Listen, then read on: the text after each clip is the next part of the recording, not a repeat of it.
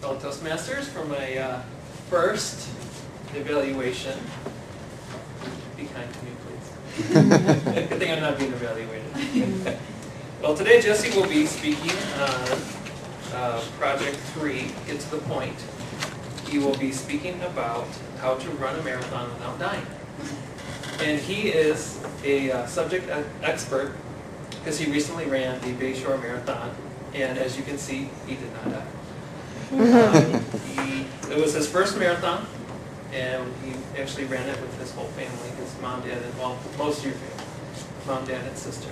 So running has become a family affair for him. He will be trying to, in this project, select a speech topic and determine its general and specific purpose. Organize the speech in a manner that best achieves those purposes. It's going to ensure a beginning, a body, and conclusion that reinforce the purpose. It will project sincerity, conviction, and control any nervousness that you feel. And he is going to strive to not use thoughts. So let's welcome Jesse Hunnell and his speech, How to Run a Marathon Without Dying.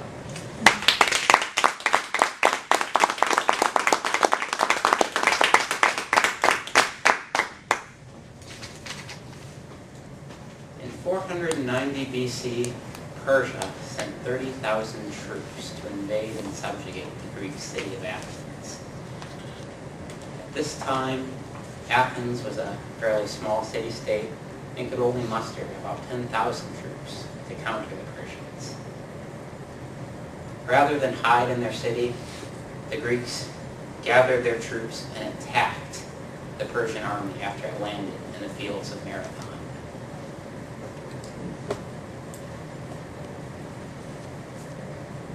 According to legend, after the battle was over, the Greek warrior Phidippides ran from the battlefield 26 miles over rocky terrain to the assembly of the Athenians and burst through the doors and cried, "We are victorious!"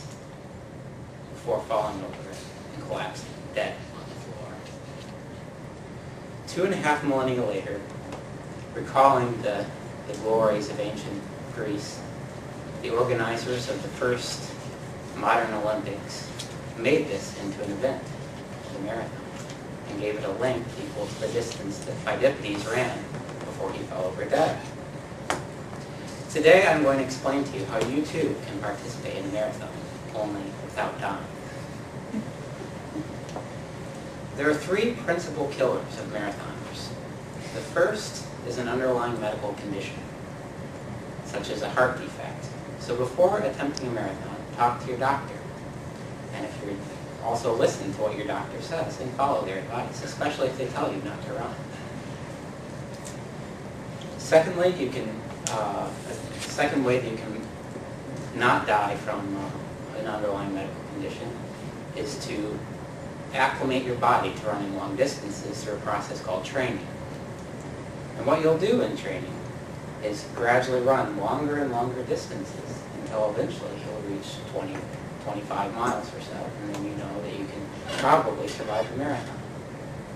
You don't need to start by running 20 miles. You can start by just walking 2 or 3 and just work your way up to 20.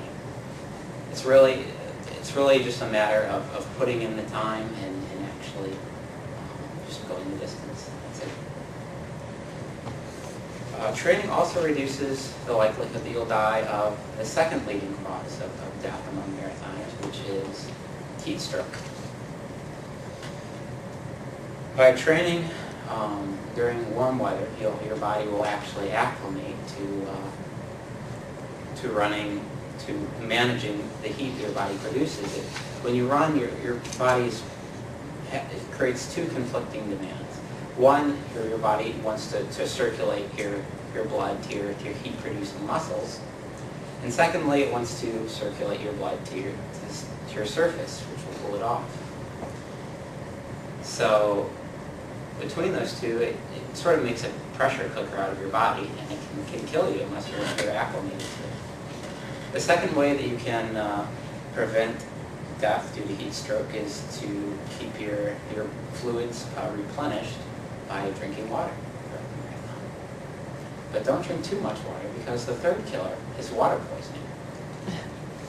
If you drink too much water, the salinity of the fluids outside of your cells will actually be lower than the salinity of the fluid inside your cells, and this, through the process of osmosis, will cause your cells to expand.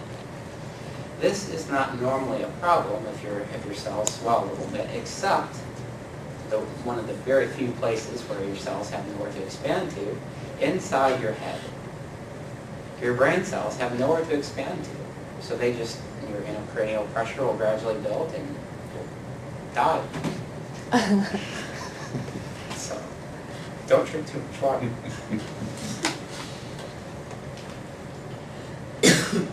So, by avoiding these 3 causes of death, you will minimize your chances of dying during a marathon. And no matter how you do, you will do better than Pheidippides, who died.